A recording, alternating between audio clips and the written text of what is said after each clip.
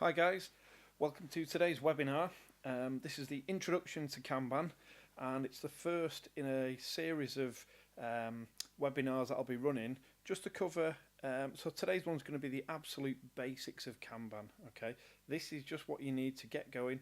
This is the standard training course that I run with all teams when I'm introducing them to Kanban. Okay, so let's get straight into it then.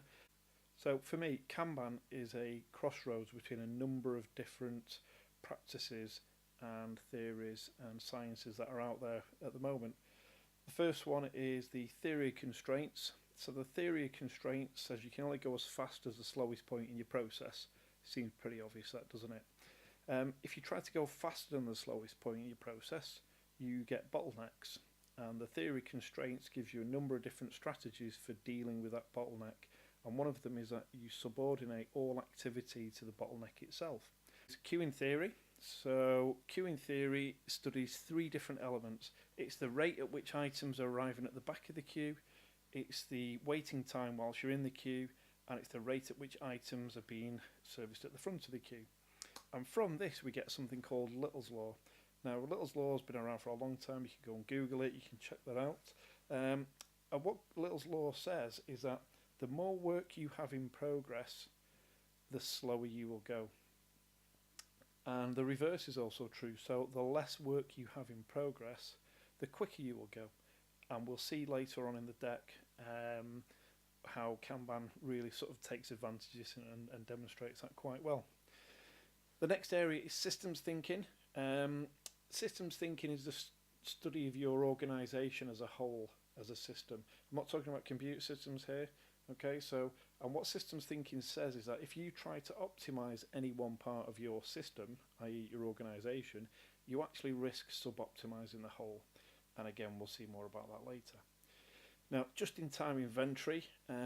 This is some practices that have been taken from the Toyota production system. And just a bit of background there. So, many moons ago, Ford in the US believed in economies of scale. So, you could definitely buy 30,000 steering wheels at a much cheaper unit cost if you bought them in bulk than you could actually, buy them individually. And you couldn't kind of argue with that. It was there in black and white on the purchase orders. But actually, Toyota looked at that and they said, no, we don't quite believe in economies of scale, because if you buy 30,000 steering wheels, we've got three problems at least that are associated with that. The first one is cash flow. You're probably going to have to pay out a huge sum of money to get that kind of bulk discount, okay? So you've got to invest a lot of cash up front. The second problem is you need to do something with 30,000 steering wheels. You need to warehouse them, you need to put them in storage, you've got to move them, you've got to transport them, and that all costs money to do. The third problem is let's say it takes you 2 years to work your way through that stock of 30,000 steering wheels. What happens in, say, 9 months when maybe your customers no longer want to drive cars with large steering wheels? What if they want smaller steering wheels? What if the market conditions change, which means you've got all this inventory sat there, okay? So it's really important that you keep inventory low. So the question is, what the hell's that got to do with software development?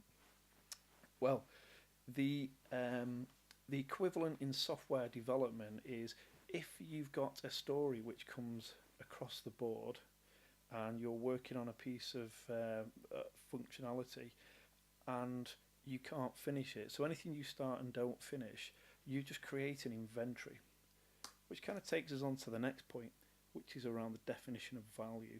So in Kanban, nothing has value until it goes live. So the question is, how can it have value if it's not live? So any work that you start and don't finish, you've just created cost. And the way we work that out is most people are salaried. It's the time you've spent doing that piece of work where you weren't doing other pieces of work. So your invested time in that piece of work has created cost. And again, it's not value until it goes live. So that's how we've kind of translated some of those principles from just-in-time inventory across. And if you think about combining that with queuing theory and the theory constraints, you can start to see we've got quite a powerful concept starting to come together. Now the bottom two here, so lean, let's talk about lean. So one of the important things about lean is when it focuses a lot on reducing or minimizing waste, and one of the biggest forms of waste that we see is waiting time. So whenever you have to hand off to another team and wait for them to complete some work, or it could be a third party, that's an actual handoff point, and that creates a lot of waiting time. I'm sure you've all experienced that. Which is why in the Agile Manifesto, and a lot of the Agile teams, the principles that have arisen from that is, cross-functional co-located teams.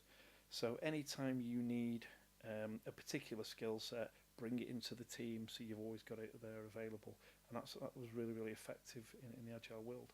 And actually the bottom right here, so strictly speaking, Kanban doesn't really, it doesn't specify any of the kind of good software engineering practices that you find in the Agile world, such as, continuous integration, test-driven development, automated testing.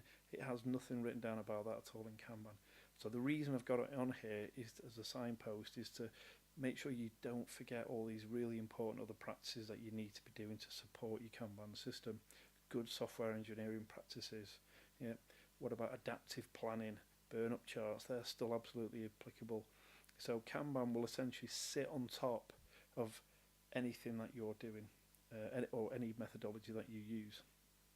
And one of the governance principles that I use with all teams is the 3 circles, which are we building the right thing, are we building it right, and are we building it quick enough? So for me, Kanban is lacking some of those critical feedback mechanisms, but actually luckily that's where Agile and other methodologies can really help you out. So basically don't throw the baby out with the bathwater when you're implementing Kanban.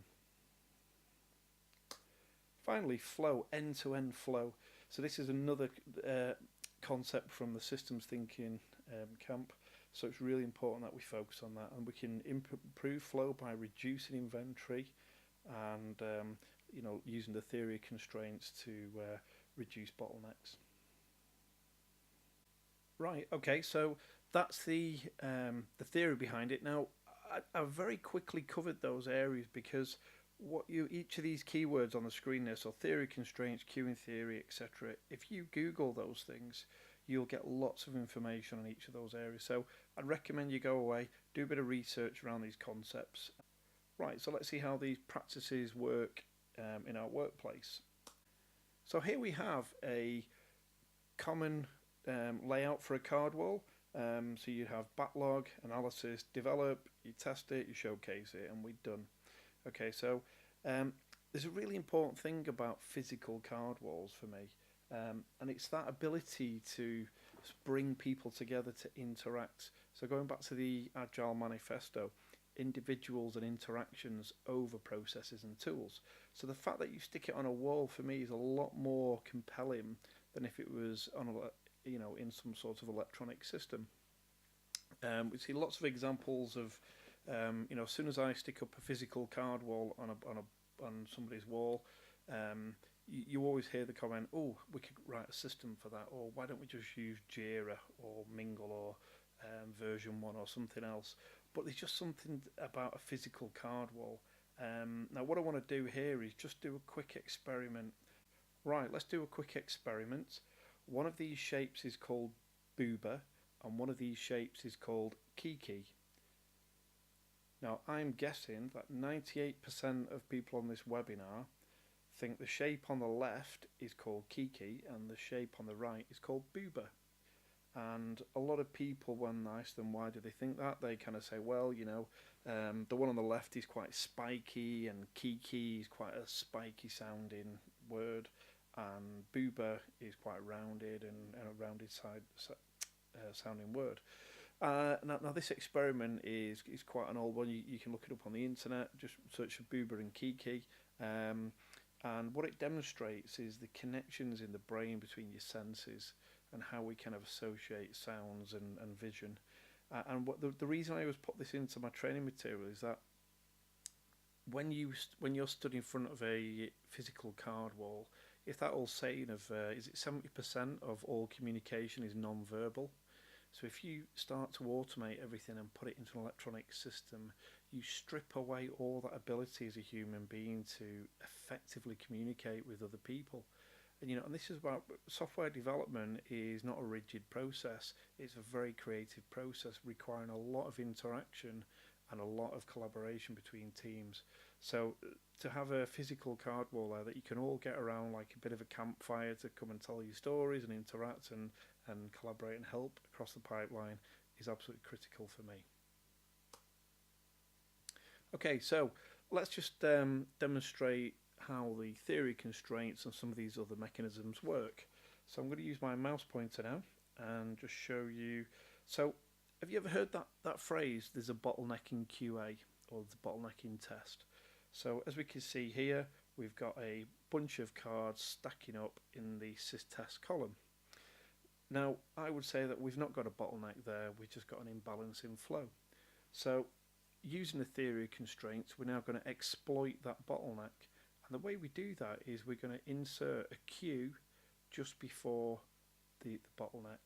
So now what happens is developers have got their column which is work in progress, and they've got a done column, and that's a queue. So what happens is when the developer finishes the work, they pull the card across into the done column, and they can no longer chuck it over the wall into test. The testers now pull work in from the developer column, but only when they've got the capacity to deal with it. Okay. Now you could also say the same thing about the development column. There's a bottleneck in development now. Well, maybe we've got a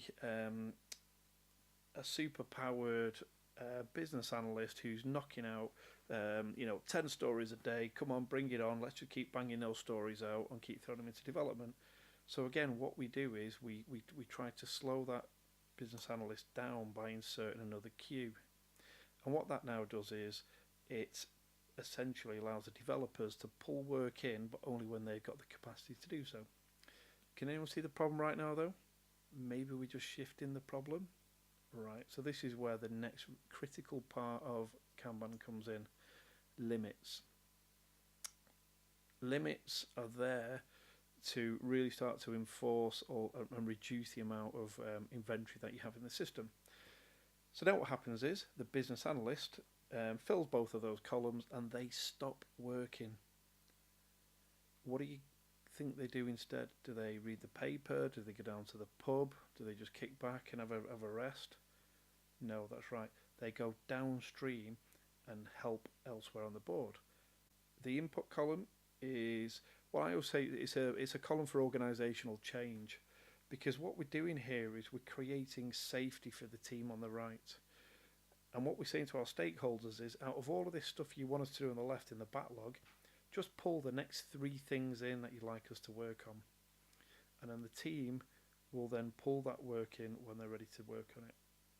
It really helps stakeholders to think about value.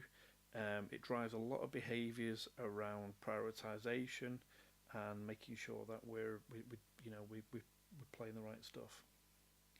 Okay, so downstream on the right, we've got the column done. But what does done really mean? Does that mean it's deployed? Does it mean it's been signed off? Well, this is why we always go end to end with Kanban. So we visualize the last mile, even if that's in another team, maybe that's in your operations teams, but let's still do it so we can see where that value is and also that potential value.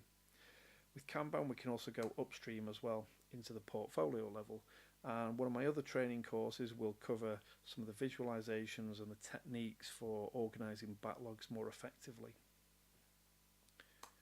Finally, blockers. So we're all conditioned in our careers that if you get stuck on something, keep yourself busy, pick up the next thing. Whereas in Kanban, what I'm coaching teams to do is to make the blocker visible, then focus on unblocking it. Now, whether that means going around the building, finding other people who can help to unblock it, maybe it's a third party, but we'll cover that later in a separate session. But essentially, it's not just the blockers. maybe there's something slowing you down. So it's a drag factor.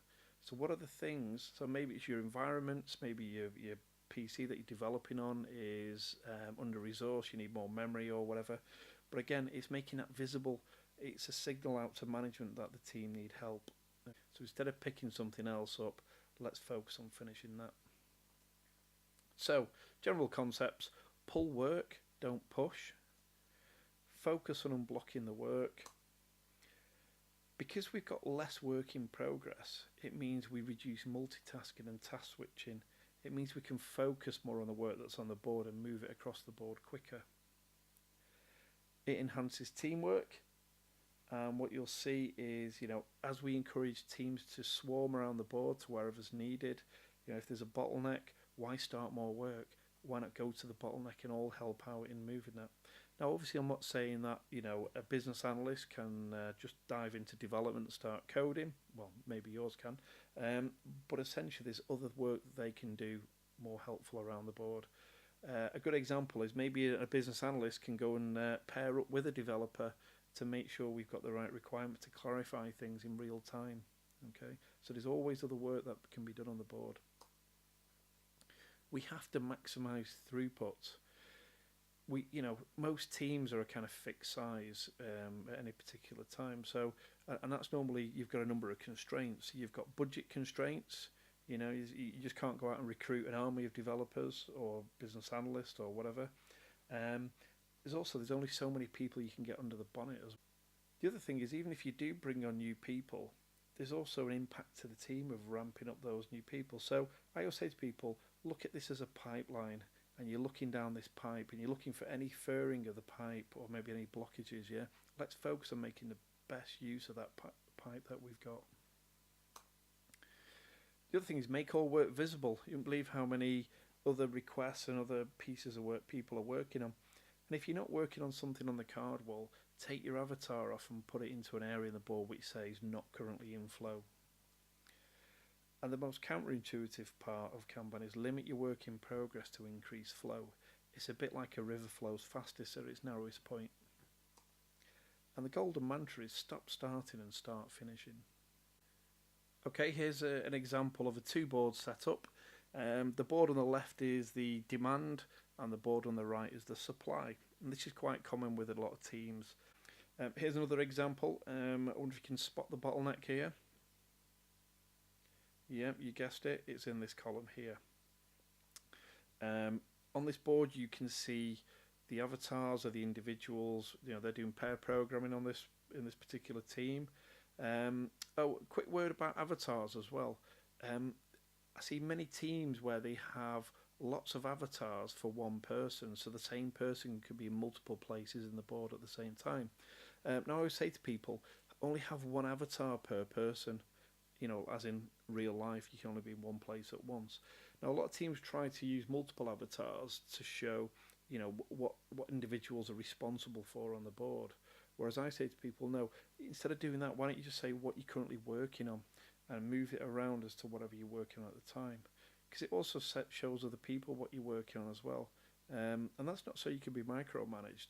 That's so that people can then come and pair up with you and help you to move that card across the wall quicker.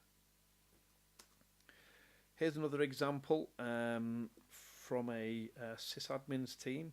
Now, before we put this card wall up, this team had quite a serious problem with their demand.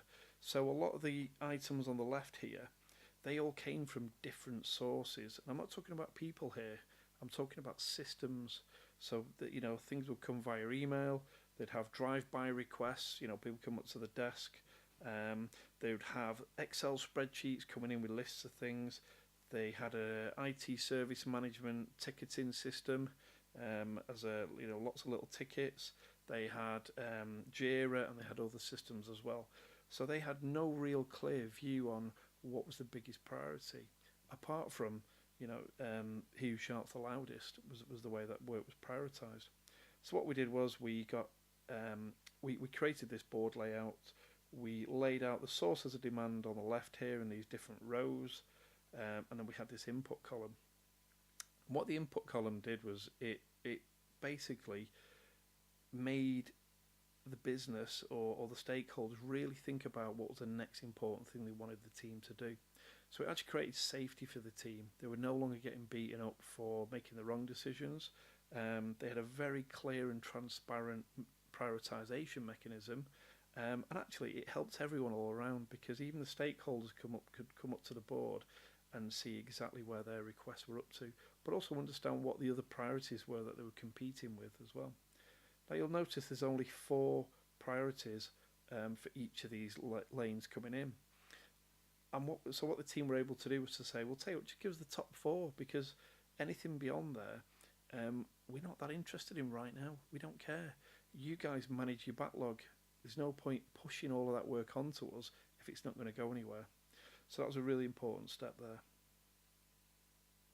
And this team's actually got a very simple value stream. So they've got the demand on the left, they've got input, they work on some stuff, so they've just got a simple work in progress column, and then they've got a kind of sign off or schedule for release, and then it's done.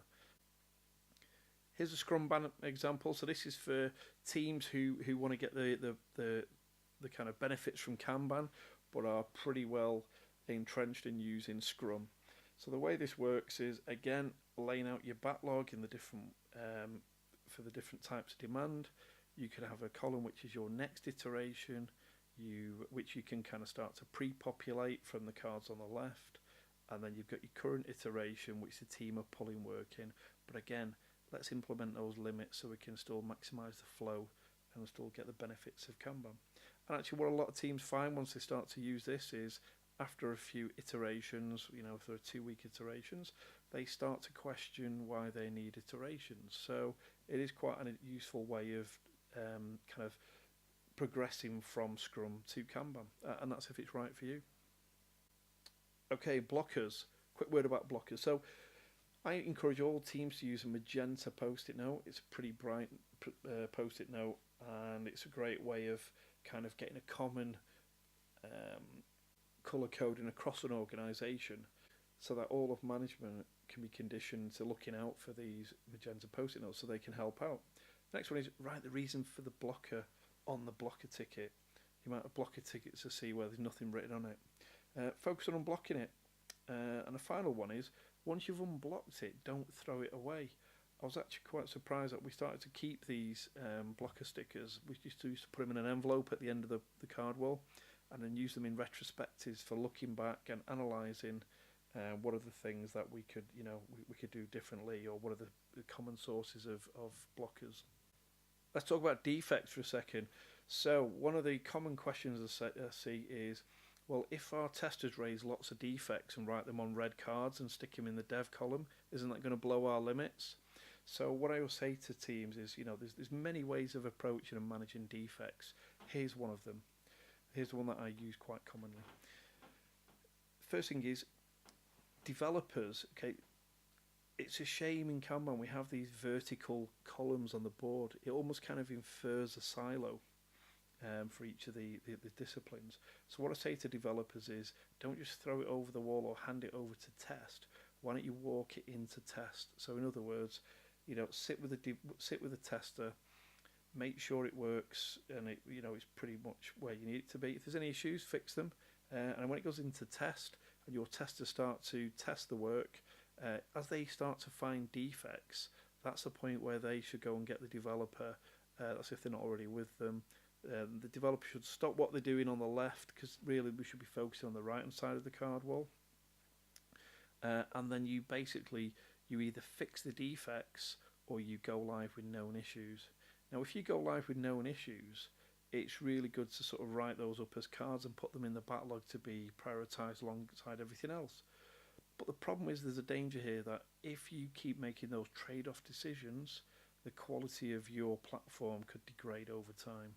Okay, so it's really important that you're making all the kind of trade-off decisions, including any kind of tech debt, make it visible and put it in the backlog. Okay, because then product owners or other people in your organisation, they can make proper grown-up decisions about it then. Also, what about putting a limit in your backlog as well? So for example, if you were to say, we're only going to have 10 defect cards in the backlog at any one time, so if you want to make any more trade-off decisions, and put more cards in the backlog if you've hit your limit. Well, you have to pay something else off first. And I see more and more teams using that approach for tackling things like tech debt. Okay, I just want to talk about daily stand-ups. So, in the world of Scrum, there's a very common format, which is you all stand around in a circle and often not even looking at the card wall, and you basically follow a script. Each person takes it in turns and says, yesterday I did this, today I'm doing this, and these are my impediments. I've seen a lot of Kanban stand-ups as well, where teams walk the wall from the right to the left, reviewing each card. So in other words, the card in the dev column will say, okay, Joe Blogs, that's your card, can you give us an update on that one? That's the wrong kind of stand-up, guys. The important thing here is what we're doing is, as I point on the screen now, it should be a team discussion. See those two cards, the green cards there on the wall? Look how close they are to becoming live. Yeah. So as a team, we should be saying, right, what do we need to do as a team to get those cards into live? Okay, we're not going to review them. It's like, how do we move that forward? And when we've decided it could be just two people or one person needed to do that, that's fine. Let's go to the left a bit further now. What about these two cards here? Or that top card? How can we get that moving to the right? As a team, what do we need to do to move that across? Okay, so it's always a discussion about the team. How can we move cards to the right?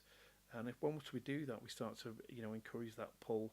We encourage that swarming around the board, and we make sure we're always focused on the right-hand side of the board rather than the left-hand side of the board. Because as we learned earlier, there's no point starting more work if it can't go anywhere. Also means you can have any number of people at a daily stand-up. So if you look at this card wall here, there's lots of magenta post-it notes, lots of blockers on the board. At the end of the 7 minutes, all of those blockers had gone because the team were able to go around the building and find all the people necessary who were blocking them and bring them to the wall so they could see the impact of their blockage. Waste visualization. I just need to say, I'm not actually saying project managers are waste here, by the way, guys. This was a real example of of cards going halfway across the board, and then somebody ringing up and saying, oh, it's okay, guys, we don't need that card anymore. Can you take it off the board? So what we used to do here was basically work out how much that had cost, because we were all kind of contractors on a fixed rate, and we used to write a pound sign on the back of the card and say how much that had been in terms of waste as in cash. The reason we got names on this, like project manager, etc., is because the people weren't in the building, they were remote, and quite often they would ring up and say, can you put my name against it? So when I come back in, I can have a look at why it's waste, what have I done, what's the impact of it. Now the other thing is, this is a signal. This is a signal to say, well, is there a problem with your prioritisation mechanism? How did this work get on the board in the first place if it was kind of abandoned halfway through? The other thing is, maybe it was just too big. Maybe it's been on the board that long in development that actually the world has evolved and changed around it, so it's no longer required, or maybe it just needs to be changed so much now that it's kind of just needs to be abandoned. So again, it's looking for those signals. So thanks for listening, guys. That's the end of this very short introduction to Kanban. You can find a lot more information on my blog, iancarroll.com. Or if you'd like to continue to the advanced Kanban webinar, then please see the link below.